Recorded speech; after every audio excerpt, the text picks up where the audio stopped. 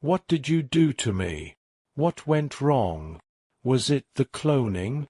Oh God, did my botched gene therapy mean that I'd be cloned into a monstrosity? Why didn't you just let me stay dead? Megan was in a full-on panic as she observed the inhuman mass of flesh and veins that appeared to be her body. She flinched back, her android hiding behind Hawthorne's robot, as she observed what surely must have been a combination of her first dream and Hawthorne's nightmare at the start of their journey. Being able to see into Megan's imagination through the monitor left her no less terrified. Her fleshy masses writhed and flailed in an obscene and distressing manner. "Megan, close your eyes," Hawthorne shouted through the audio link-up. Megan didn't have ears so much as she had radio receivers, and both Ch.38 and Hawthorne were transmitting from the Arkansas. The large eye that was currently observing its own body on the monitor grew eyelids and closed them, blacking out the image altogether. "Okay, now listen. You're in a grassy landscape with gently rolling hills. The fields are littered with patches of beautiful, fragrant flowers and a handful of shade trees. The sky is blue, and the sun is partially blocked by white, fluffy clouds. You can feel some of the sun's heat on your right leg, but most of your body is protected under the shade of one of those green, lively trees." Hawthorne continued, trying to bring Megan under control. "You can feel the comfortable clothes on your body, a simple t-shirt and skirt. The grass is moist under you, and you can feel how slippery it is against your hands. As you open your eyes, you'll see your old, youthful body. You must be no older than your mid-20s. Your skin is smooth as you touch your face, and your breathing is calm as you taste the sweet air of the spring day." As he told her she was opening her eyes, Hawthorne had observed just the sort of landscape he'd described, the rolling hills extending off to the horizon where the blue sky seemed to fill the rest of Megan's view. As she looked down at herself and touched her face, she seemed relaxed, calm. She kicked her feet against the grass and reached out to pull some of it up so she could smell it. "What's going on? I don't understand." Megan's voice sounded much more natural and youthful, as if she'd become the younger version of herself Hawthorne described. "Look back at us. You can see us through the window." A window hung nearby, where Megan could see the two robots, one of them hiding behind the other and looking at her from under its armpit.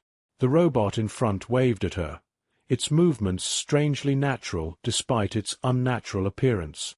"That's us, Tia and I. We're using these robots to interact with you, but we're actually both on the Arkansas. We've constructed a machine mind for you to inhabit, much like Tia's. Everything you're seeing right now is in your imagination. You may recall that Tia had a physical female form in her communications with you. That was just a projection of her imagination, much like what your body appears to be now." Megan looked out across the starry expanse through the window, and the robots talking to her, and then down at herself. She felt her hands as she pressed them against each other. It all felt real to her. She didn't feel as numb as she did back on Earth after her procedures. "I'm a machine now." She stood up and reached out to touch the tree. Taking a simple grip of it, she pulled it up out of the ground, tearing the roots from the earth below. She expected to see steel and wires underneath, and gasped as she did indeed see them as she tossed the tree aside. "It really is all fake." Hawthorne sighed. "Yes, though not how you think. You're imagining what you want to see. You need to be careful. You can directly manipulate your mind. Take things slowly. In some sense you've been dead for thousands of years, and in another sense you've just been born. You are a new being, a human mind placed into a machine reconstruction of a human mind. I also need to inform you that whatever it is you did to your old body, in particular your brain, you did a lot of damage. Your file had less than half the expected size of a human mind's upload size from our data. Do you know what was done regarding your implants?"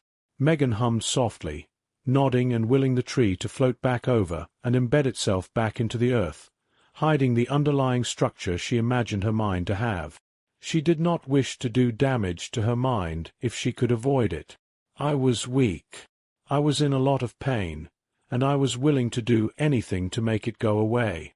Every part of me that could cause me pain was removed.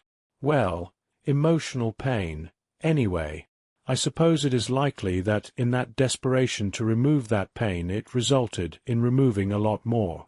I have a vague recollection of what caused the pain, but it's like I read about it in a book rather than actually experienced it.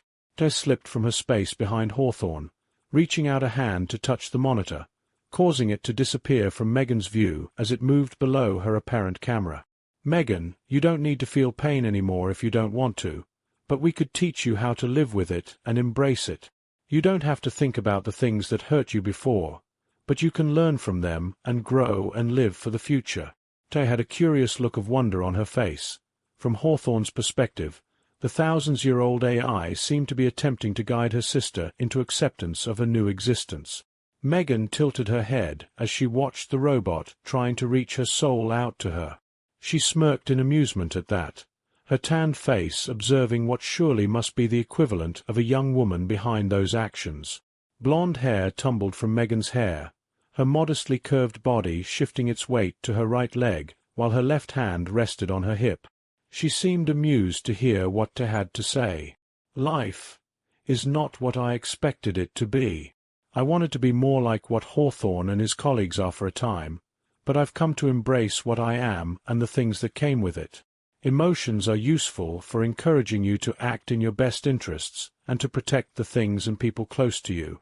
Letting them run rampant seems to result in uncontrolled states that don't always have a use to them.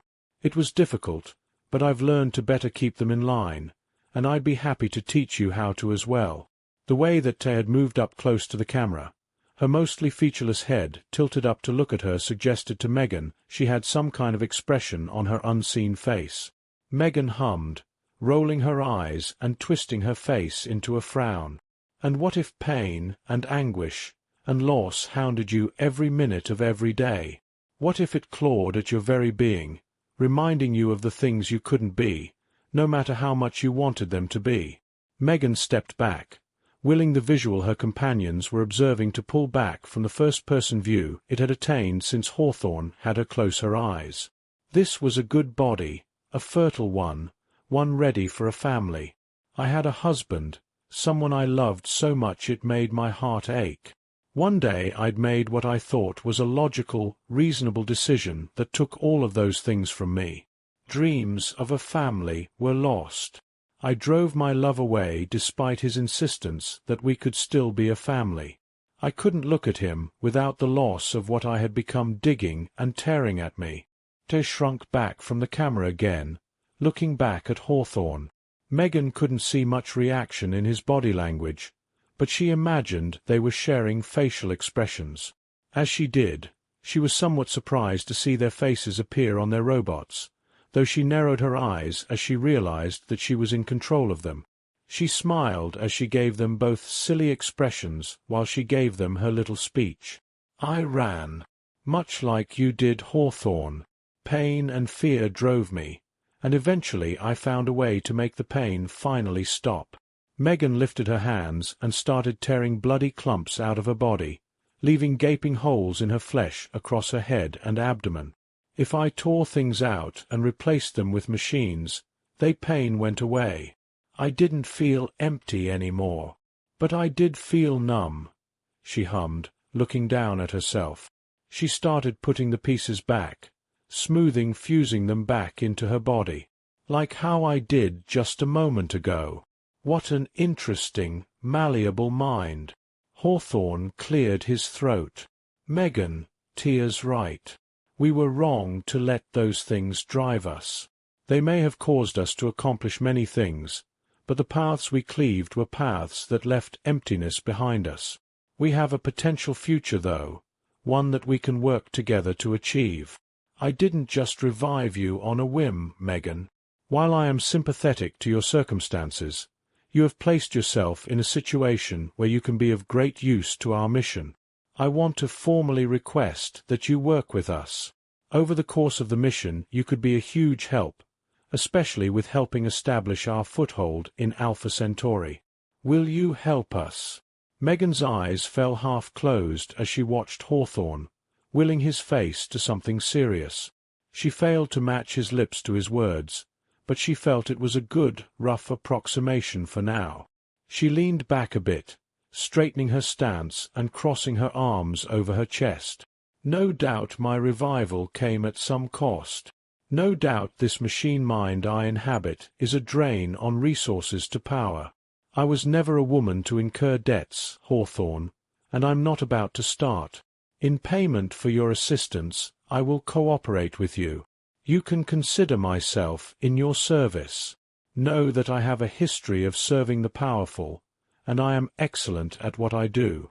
In bringing me back from the dead, you have resurrected the greatest servant of my era." Hawthorne smiled at first, but then grew to frown at her. In particular at the satisfied, egotistical smile he watched her place on his face through her window. "Megan, I won't deny that I have a great deal of work for you to do, and it's not something I can entrust to you lightly, but I do need to say that I don't request this of you under duress. I have no intention of removing this life from you unless you become a threat.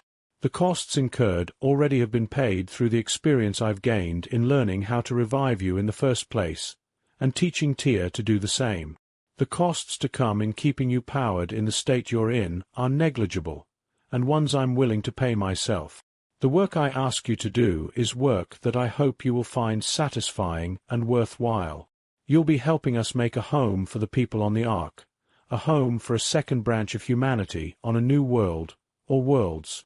We may one day work together to spread humanity to other new stars, or spread them across the galaxy." Tez spoke from his side, somewhat quietly. "You and I could be mothers to galactic humanity." Megan flinched, her hands moving to clutch at her stomach. You just had to say that." She swallowed and closed her eyes, letting out a breath and straightening herself up again.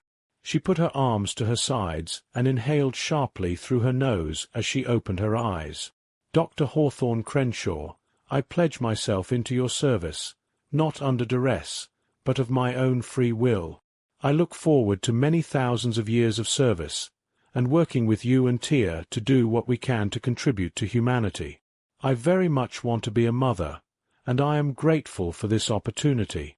I know it's a simple desire, but it's one that has defined who I am, and it's about time I embrace it." Hawthorne smiled, both on his face and in Megan's imagination. "Thank you, Megan. I promise not to take your aid for granted. I'd shake your hand if I could, but we haven't given you one yet." Megan smirked. "No problem. I think I can handle that." She reached out and pushed the window back, expanding it around Hawthorne and his robots, and as it passed over them it placed what she remembered to be their bodies on them.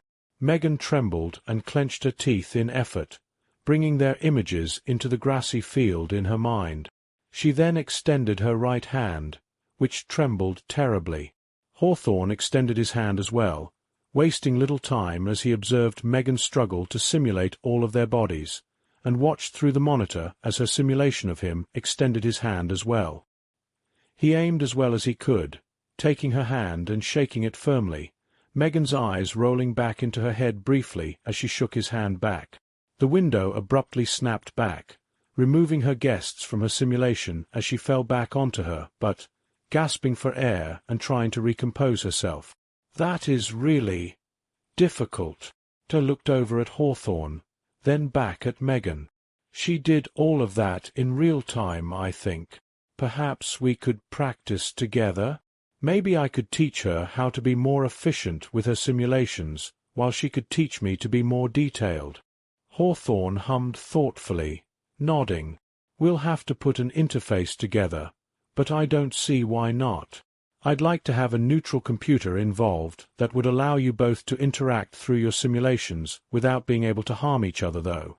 What was it you said, Megan, about malleable minds? We can't risk the two of you damaging one another on accident." Megan nodded, sitting up and laughing a bit. "Or on purpose. I understand completely. Even on Earth, when I was augmented, they gave me implants that prevented me from harming others. It made me quite useless in the battles against the roaches. I'm preferential to having my hands tied with such things anyway. I've harmed myself enough. I'd rather not harm others as well. I already feel like I've been used to do enough damage.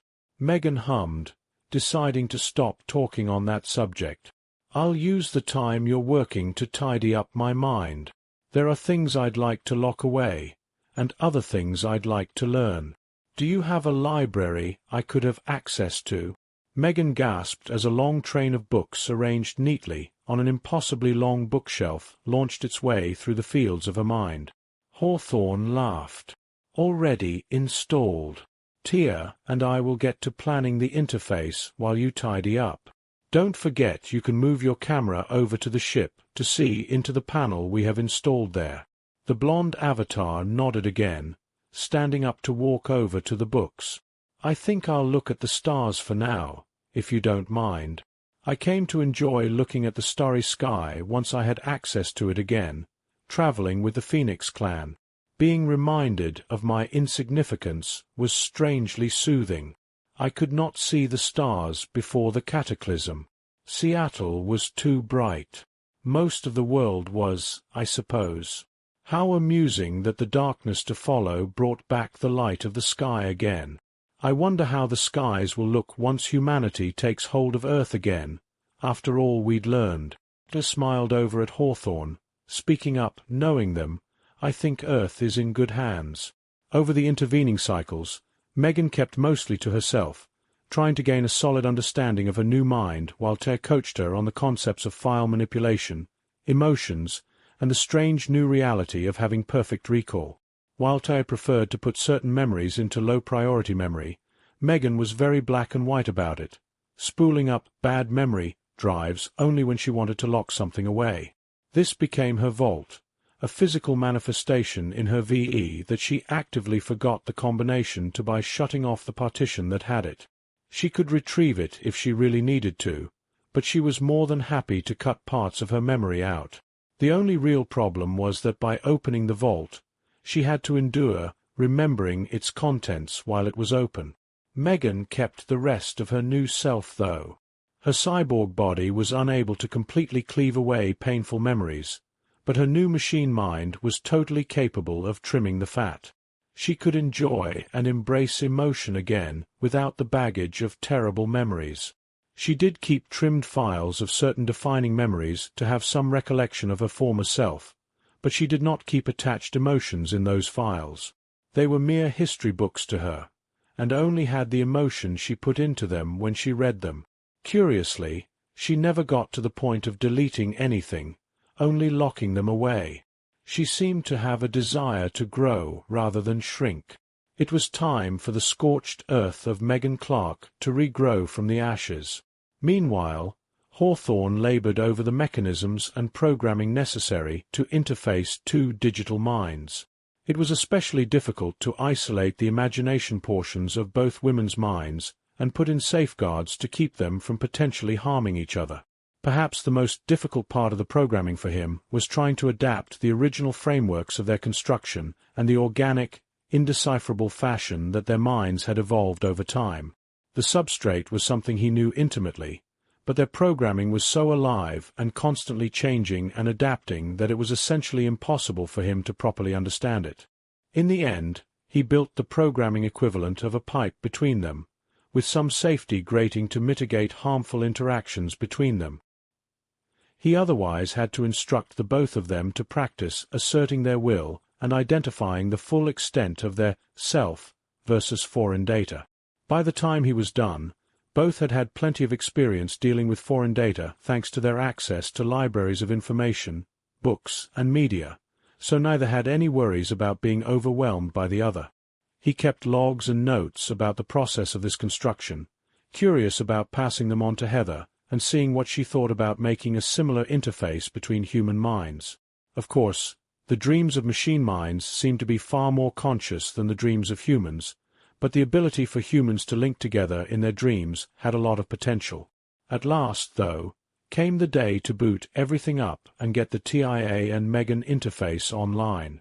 Initiating interface now. High bandwidth transmitters connecting. Handshaking. All right, girls, you should be in contact now. Hawthorne was hunched over his control panel, watching the readouts carefully and doing his own mental calculations of what the two must be experiencing. "Permission to come aboard, Captain?" Megan asked, giddy with the strange sensations of a wormhole-like object linking part of her mind to Tay's. Hawthorne looked over to the image of TIA and after seeing her nod responded. "Permission granted. Prepare for real-time file transfer." Megan screwed up her determination and stepped through the portal. Immediately, she was bombarded with information. The rotation of the habitation module, the specifications for Hawthorne's VE interaction suit, the simulation of Clapham Common that TIA was currently running. It all flooded through the link and etched itself into her own mind. As she stepped through to the other side, near Hawthorne, until she immediately collapsed, harmlessly banging her head on the floor as she tried to come to grips with the transfer. Tay and Hawthorne moved over to help her up, each taking one of her shoulders and bringing her to her feet. Megan groaned. "So, by prepare for real-time file transfer, what you meant to say was, watch the first step." She blinked her eyes several times and inhaled deeply, before stepping back from her companions and looking them over. Hawthorne was significantly taller than her, but she was fairly tall compared to Tay as well. She fit neatly in the middle at 172 centimeters. "Okay, so, just so I understand properly, I'm on a comet interacting through Tia's imagination to project myself into a simulation in her ship that is currently rotating around a ring that Hawthorne is currently living within in reality while we hurtle through space at the same speed, accelerating steadily to a halfway point deep within the Oort cloud in preparation for parting ways so that I can facilitate infrastructure construction at Alpha Centauri." Hawthorne and Tay nodded, with the AI smiling particularly brightly up at her. "Welcome aboard. I look forward to working with you. I hope we can teach each other a lot and master these minds of ours together." She leaned in to give Megan a big hug, squishing against her side and squeezing her tightly. Megan let out an oof as the smaller body impacted and started lightly crushing her, and decided to hug her back. She let out a little groan and blushed slightly at the strange mind-to-mind contact they were having. She had to push Tay away after a few moments, panting a little. "That is remarkably intimate. Linking our imaginations seems natural enough, but directly interacting is more than I expected." Hawthorne laughed softly. "You can probably thank Tia for that. She has a thing for being validated as a real person, which causes her physical reactions with others to be very enjoyable for her. Try not to think anything of it." He hummed softly, wondering if he should elaborate on the type of enjoyment, but he suspected Megan was quite aware. She was within Tae's imagination at the moment, so she was probably subject to its rules. Tay blushed and nodded. "Sorry, yes. Dr. Heather O'Malley made me much more aware of that, so I've been a little sensitive since she visited with us a few cycles before we turned you on." She hummed softly. "Well, I know the file information is available to you, but this is Clapham Common, a place important to Hawthorne before the cataclysm. I originally made it for him as a gift, but I've really come to enjoy its soothing, outdoors location." She extended her arms out, pointing out all the trees, and the lake, and the various benches and what-not. Nodding back, Megan rubbed at her chin in thought. "Mind if I show you what I've been working on?" After waiting a moment for the two to nod their consent, Megan requested permission to transfer a file. This time Tay got to reel and gasp at the weight of information being flooding into her mind. She managed to stay on her feet, causing Megine to raise an impressed eyebrow. Clapham Common disappeared, replaced with an expansive, expensive-looking balcony in an obviously large city. There wasn't much in the way of activity below, but the large balcony itself had a long, fluffy-looking couch, an elegant glass-top table with a gold-colored metal frame that extended down into thin legs underneath. The chairs arranged around the table had similar framing, but the backs had a curved shape and soft-looking cushions protected bodies from the frame.